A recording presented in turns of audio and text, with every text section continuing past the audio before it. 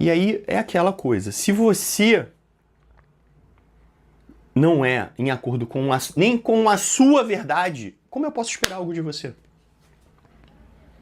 Se você mente para você mesmo, como você vai ser honesto comigo? Como você vai construir algo?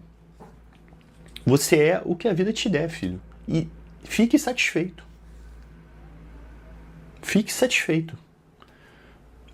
Filho, eu amo Deus. Eu acredito em Deus. Mas troque Deus por verdade. Ame sua verdade. Acredite na sua verdade. Como pode você escolher o medo em vez da coragem? Como você pode ter medo? Porque, filho, a verdade, ela é imutável. A sua verdade, ela é imutável. O Kadar, ele é o que é, tendo sucesso ou tendo derrota. Mas ele está caminhando na direção. Ontem eu conversei com um amigo e eu falando para ele sobre objetivos na vida. E a gente falando sobre uma conjectura sobre... Eu falei, irmão, eu não faço conjectura sobre o futuro. Eu falei, irmão, eu não faço conjecturas sobre o meu futuro. Por quê? Porque se eu criar expectativas que vai ter que funcionar desse jeito, quando não funcionar eu quebro. Eu tô indo, tipo assim, né? Eu faço as minhas escolhas, eu faço as minhas decisões disposto a dar certo ou dar errado. Eu assumo a consequência. Eu sou o dono do meu barco. Eu estou com a minha verdade. Eu sou leão batendo e sou leão apanhando. Eu não deixo de ser leão, filho.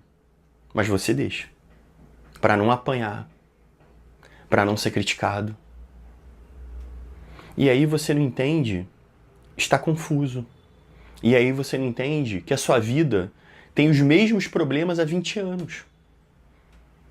E aí você começa a ficar ressentido com quem está prosperando. Começa a ter uma mágoa de quem está seguindo em frente. Aí você cria dependências, porque você não sabe como conquistar, você não pode perder o que tem, então.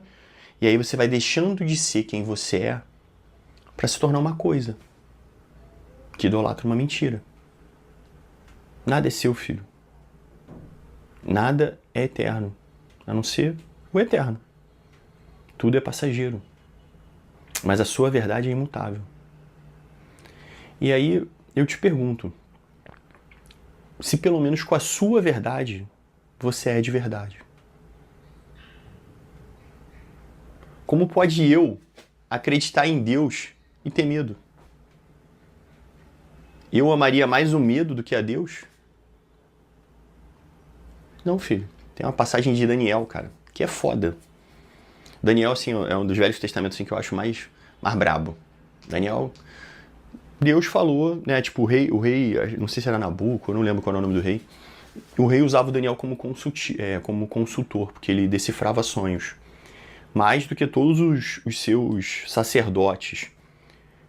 E ele servia, né, ao rei a isso. E o rei gostava dele. Mas os sacerdotes tinham inveja dele. Aí os sacerdotes reavivaram uma lei que já é muito esquecida, que o rei é Deus.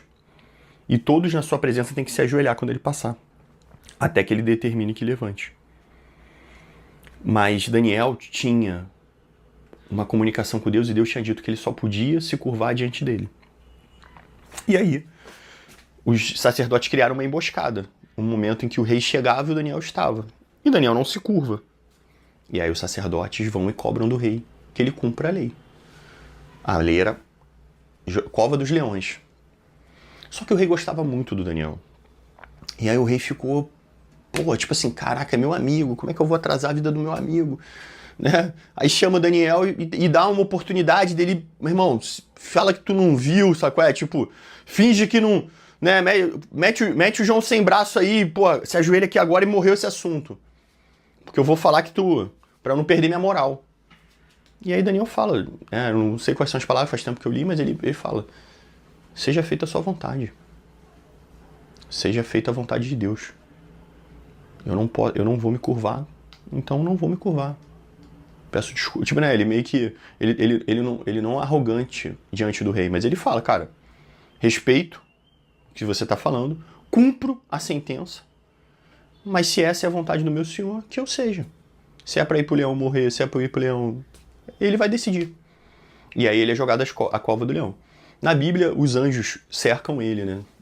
E os leões não se manifestam. E aí no dia seguinte ele volta e, porra, o rei fica agraciado. Como assim sobreviveu à cova dos leões? Depois, acho que 3 dias lá. E eu vi um pastor, cara, e aí eu não lembro qual é, e ele faz uma oratória muito maneira, mas ele fala uma parada assim, ele fala, leão não vai atacar leão. Eu achei, ó, não é o que tá, né, não é o que tá na passagem, mas, porra, eu achei maneiro, assim, né? Ele falando na oratória dele assim, leão não ataca leão, eles se respeitam dentro do seu espaço, cara. Daniel era leão, né, porra, do cacete, assim, uma passagem maneira demais. Mas, filho, é sobre isso. Aí eu te pergunto, você nesse mundo, que é do maligno, que é o pai da mentira, você está em acordo com a sua verdade, pelo menos, ou está em acordo com o maligno, com a mentira? Porque, filho, se a gente levar isso para um extrato mental, quem caminha sobre ego ou sobre a idolatria, mesquinharia material, tende a sofrer angústias na mente, quando a verdade é confrontada. Se manter na ilusão, filho, consegue se manter ali por muito tempo, fingindo que o mundo é realmente essas coisas. Mas quando percebe que o mundo é mais que isso, entra o vazio, entra a angústia, entra a confusão, entra o declínio mental. Aí vai para o neuroticismo, perversão, vai bifurcando os caminhos para uma tragédia. Uma tragédia para si mesmo, né? O próprio inferno da mente. Porque o caminho da alma pequena, filho, ele parece confortável, ele parece maneiro, ele parece fácil. Ele é uma rampazinha, filho. Ninguém diz que tá errado, sabe? Ninguém te cobra.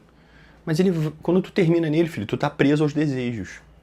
E não tem pessoa livre quando ela tá amarrada aos desejos, amarrada ao conforto, amarrada ao medo, amarrada à preguiça, amarrada aos excessos. Não tem como. O caminho da alma grande, filho, é até um convite complicado a se fazer, o caminho da verdade. Porque ele é um esforço diário de uma rampa, subindo. Sabe?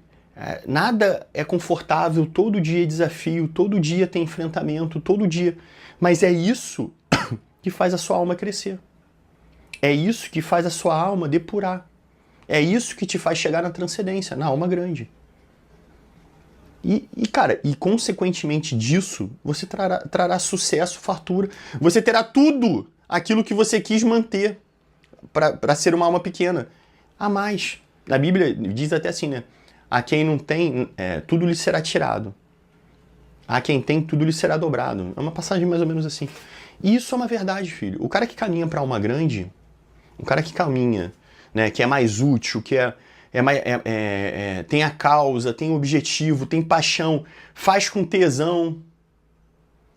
Ele caminha para uma excelência, e excelência é recompensada. Então 2 verdades tem que ter na sua mente. 2 verdades tem que ter na sua mente. Primeiro, eu estou em acordo com a minha verdade, e aquilo que eu sou honesto e faço do melhor jeito para representar a minha verdade. Porque é do fruto que a gente conhece a árvore. Olhando, né, sem a experiência, sem entender o coração da árvore, a gente às vezes não sabe do que... Mas quando, pum, sai uma maçã, é uma macieira. Quando sai uma uva, não sei, uveira. Caralho, sei lá. Goiaba, goiabeira, enfim. Mas é disso. Você está em acordo com a sua verdade? E aquilo que você traz com verdade, você faz o seu melhor? Isso diz sobre você, filho. Isso te blinda. Isso te deixa forte. Isso te faz crescer. Não importa a missão que tem, filho. A missão que me der, eu vou tentar fazer o melhor se eu assim o assumir. Ó, eu tenho 1 hora pra fazer isso aqui. Eu vou fazer 1 hora o melhor que eu puder, meu irmão. Ah, mas seria bom ter? Seria, filho. Mas o que eu tenho é 1 hora. Então é 1 hora tentando fazer o meu melhor. Ah, seria bom ter um estúdio. Cara, mas o que eu tenho é isso aqui. E, pô, eu vou fazer o melhor que eu posso nisso aqui. Confio na minha verdade. E vou fazer o melhor que eu puder. Eu quero transmitir a mensagem. Eu tenho uma mensagem para transmitir. E esse é o meio que eu tenho. Quando eu tiver condições melhores, eu faço melhor. Mas essa é a minha verdade. E isso diz muito. Sabe? Isso diz muito sobre você, filho. Não é nem pelas consequências que isso vai ter. Mas isso diz muito quem você é. Então, a pergunta que eu termino sendo: com a sua verdade, você está sendo honesto? Você está fazendo o seu melhor? Ou você ainda está fugindo? Ou você ainda está idolatrando o medo? Pensa sobre isso.